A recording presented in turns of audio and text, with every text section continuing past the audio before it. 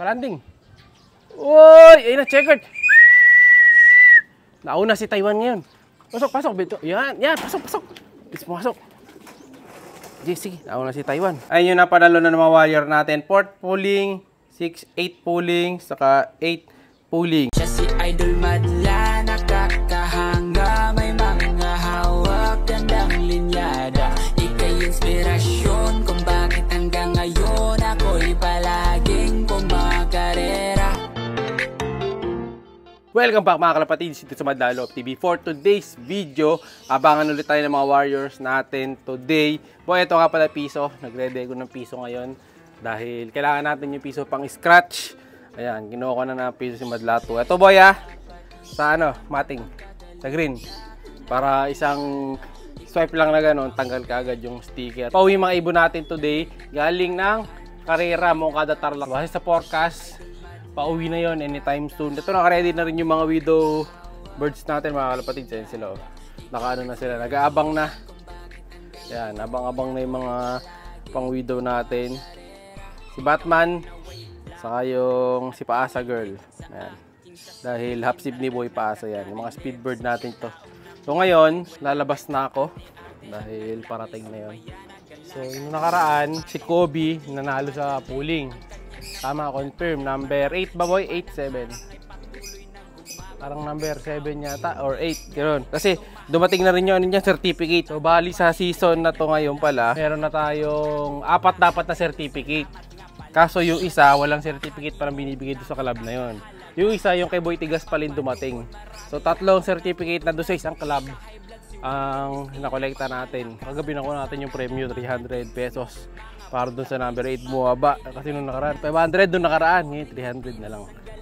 Kaya ito, abang-abang na rin tayo mga kalapatids. Pero at least maganda yung performance kasi nakaka-4 kaagad tayo. Sa loob nga lang ng halos isang buwan lang yun. Ngayong February lang halos nakuha nila lahat yun. Yung mga certificate.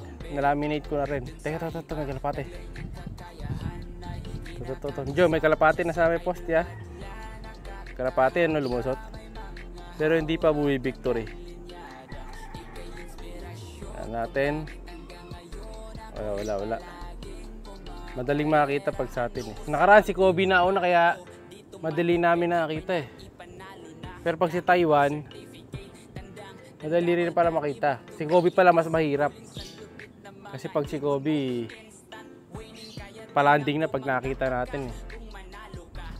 Kung si Taiwan naman, mataas pa. Congrats nga di pala dun sa pinsan ko na si HTB Lop. Ayan, kasabay nating nanalo yun. Si Harold Baluyot.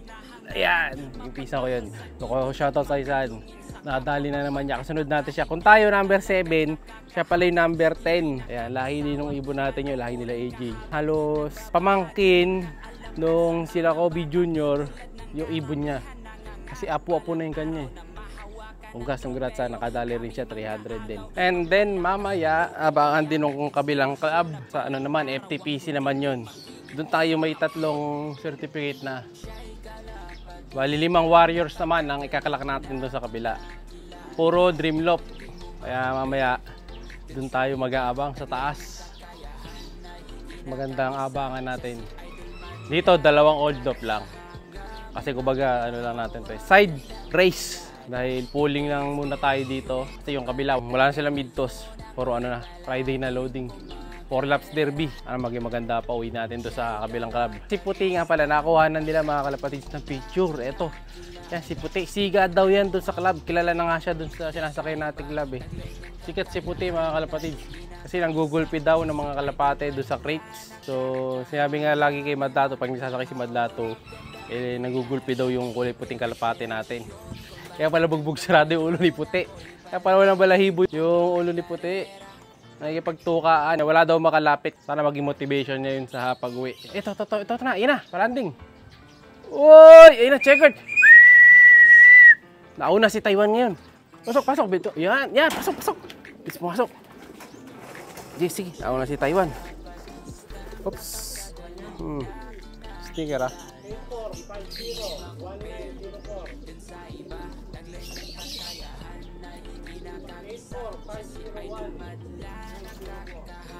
1205. Okay. 1 down, 1205 ang speed. Pero tingin ko mabibilis din ang mga ibon ngayon. Kasi 56 na. Nung nakaraan kasi may 1-3 kaya mabibilis ang ibon talaga. Yun ang basihan eh. Pag yung number 1, mataas. Si Kobe naman. Nakakita ko, gawido no. Palanding. Ito na, video natin. Ito yung ibon natin. Ay, may kapares yan. Yan o. Dahil pulling birds natin yan, narisa natin yan. O, susubo agad o.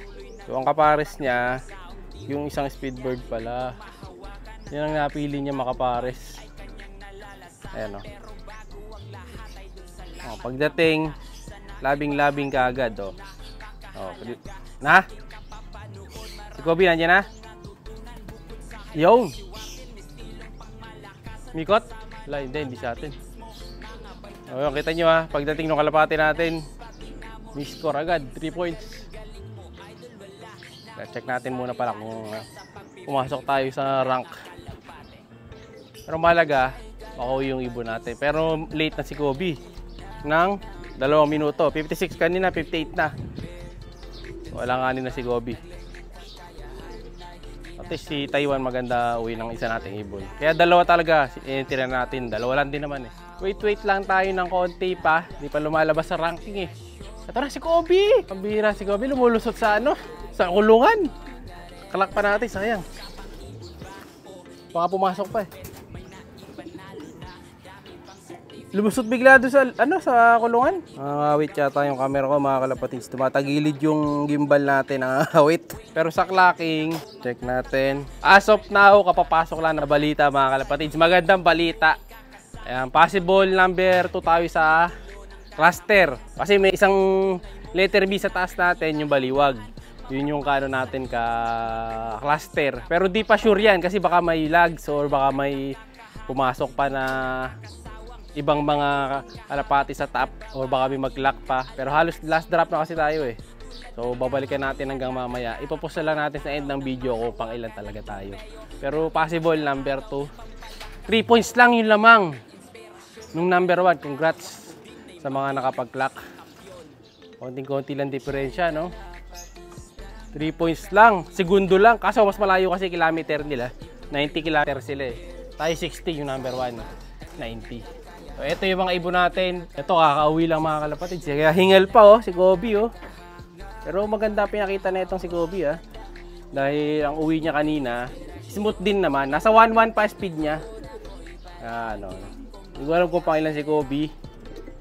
Pero if ever pumasok, maganda kung pumasok. Pero tingin ko di papasok si Kobe kasi late siya ng halos 5 minuto eh. Kay Taiwan eh. So, magaling talaga tong si Taiwan. Bali yung dalawa nga na yan, si Wantai saka si Kobe ay halos magpinsan. Kasi yung tatay nila magkapatid. Ayan. Kaya magpinsan yung dalawa na yan. Kaya silang dalawa lang naglalaban sa karera sa atin eh. Pero yun yung pinakamaganda standing ni ngayon ni Taiwan sa karera. If ever mag-confirm na number 2 siya sa pooling today. So yun yung pinakamagandang niya, nilipad niya. Number 2. So alagang amino par yan mga kalapatids. Yan, yung ginagamit natin na supplement sa mga warriors natin, amino par. Sa mga next video, papakita ko sa inyo kung ano yung ginagamit natin. Pero amino par yan. Ito yung picture ng amino par yan. So, solid yan mga kalapatids. Yun yung mga ginagamit natin ngayon, amino par. Very effective sa mga warriors. Kita nyo naman, panalo, di ba? Ito yung kapares nito. Ito wala pang kapares to, namimili pa eh. Oh, nagliligawan pa sila. Napakasaya ko today. Ito yung certificate na sinasabi ko sa inyo. Ayan, ito yung dalawa. Yung isa pala nandun na iwan. So bali, total of 3 certificate na. Yung isa nga, di ba, wala pa, hindi nasama yung isa eh. Oh, napaka-buenas natin dahil lumaki yung certificate yung warrior natin. Ayun yung napanalo na ng mga warrior natin. 4th pooling, 8 pooling, saka 8 pooling. Yung latest dito, alam ba, ito, number 8 pala. Yan, number 8 tayo. Tapos dyan yung number 10 yung pisa natin na si HTB Lock, si Arod. Ayan, shoutout sa'yo ulit.